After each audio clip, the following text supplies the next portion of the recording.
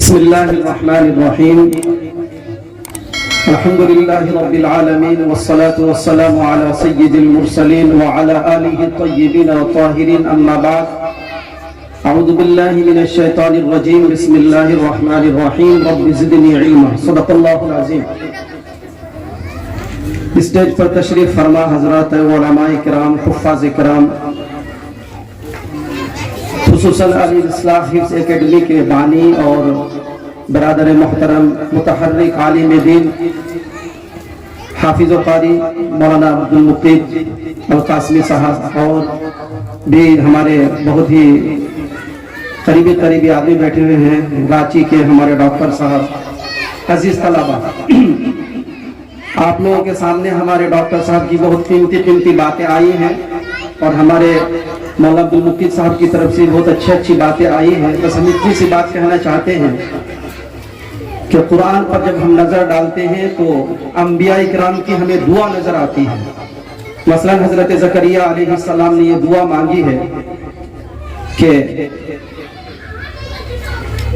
ہنالک دعا زکریا ربا قال رب هب لی من لدنک ذریۃ طیبہ کہ یا اللہ مجھے نیک اولاد عطا فرما. اسی طریقے سے حضرت ابراہیم علیہ السلام کی دعا نظر آتی ہے کہ رب هب لی من الصالحین ولا تخزنی یوم یبعثون.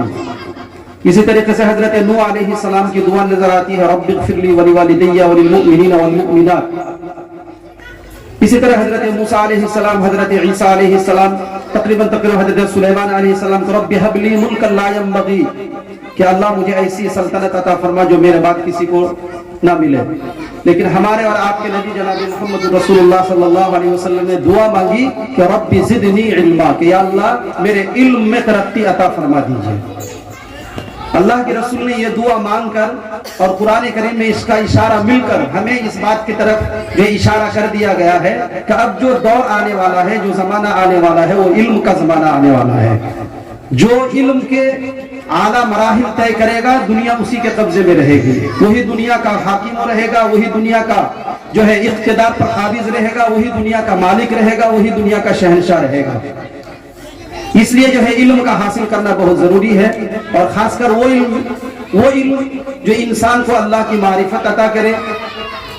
اور اللہ اور بندے کے درمیان جو ہے رشتہ کو مضبوط کرے اور ان کے ساتھ ساتھ جو دنیاوی علوم ہے اس پر بھی مہارت تامہ حاصل ہو. تو اسی لیے جو ہے یہ الاصلاح حفظ اکیڈمی ایک ایسا منفرد ادارہ جو ہمارے علاقے میں قائم کیا گیا ہے کہ بچے یہاں اسکولی تعلیم کے ساتھ ساتھ حافظ قرآن بھی بنے اور اس کی یہ شروعات ہے. اللہ تعالیٰ سے ہم دل سے دعا کرتے ہیں کہ اللہ تعالیٰ اس ادارے کو مزید ترقی عطا فرمائے. میرے دوستوں میرے نوجوانوں آج جو ہے ریپبلک ڈے ہے, یوم جمہوریہ ہے. جمہوریہ کا مطلب یہ الجمہور سے ہے, عربی لفظ ہے. اس کا مطلب یہ ہوتا ہے عواموں کی حکومت, عواموں کا اقتدار, یعنی وہ ایسی حکومت جو عوام خود چنے اور عوام کے فائدے کے لیے ہو. یوم جو ہے ملک جمہوریہ اس ملک کو کہا جاتا ہے جہاں پر جو ہے عوام کے فائدے کے لیے قانون بنے, نہ کہ عوام کو نقصان پہنچانے کے لیے بنے. آج جو ہے یوم جمہوریہ کا تقریباً 75واں یوم جمہوریہ منایا گیا, لیکن ہم ملک کے حالات پر نظر ڈالتے ہیں, خاص کر کے 2014 کے بعد سے نظر ڈالتے ہیں تو ہمیں معلوم ہوتا ہے کہ جتنے قوانین بنتے ہیں چاہے رات کے اندھیرے میں ہو یا دن کے اجالے میں ہو, پارلیمنٹ کے اندر ہو یا دستور اسمبلی کے اندر ہو, جہاں بھی قانون بنتا ہے وہ انسان کو فائدہ پہنچانے کے بجائے, ناگرکوں کو فائدہ پہنچانے کے بجائے ناگرکوں کو نقصان پہنچانے کے لیے وہ قانون بن رہا ہے. اور ایسے وقت میں جب ہندوستان کا سمویدھان جو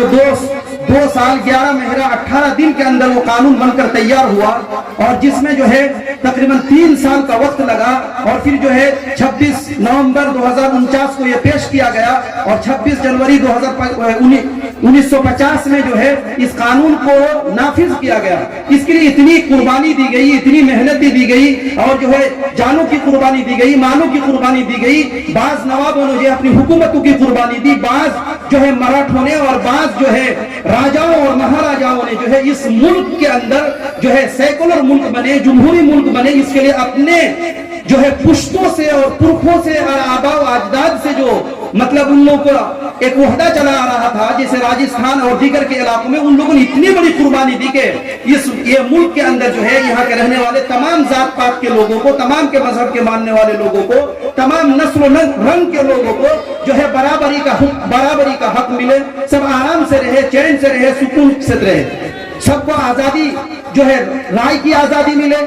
ख्यालात की आजादी मिले, मजहब की आजादी मिले, हर एक जो है अपने मजहब की तबलीग की आजादी मिले, उसके लिए नशो इशात की आजादी हो, हर एक की आजादी मिली। लेकिन हमें वो आजादी का जर्रा बराबर भी आज के डेट में कहीं इस तरह के हालात नजर नहीं आ रहे हैं कि हम इस मुल्क के अंदर जो है डेमोक्रेसी कंट्री के अंदर रह रहे हैं। हमें यूं लग रहा है कि नीचे कोर्ट से लेकर सुप्रीम कोर्ट तक और मामूली ओहदेदार से लेकर के प्रधानमंत्री, राष्ट्रपति तक जो लोग बैठे हुए एक मखसूस तबके के लिए बैठे हुए हैं, एक मखसूस कौम के लिए बैठे हुए हैं, जबकि संविधान में यह लिखा हुआ है कि इस हुकूमत का कोई मजहब नहीं होगा, हुकूमत का कोई जो है किसी मजहब की तरफ झुकाव नहीं होगा, हुकूमत का किसी मजहब की तरफ कोई लगाव नहीं होगा, बल्कि जो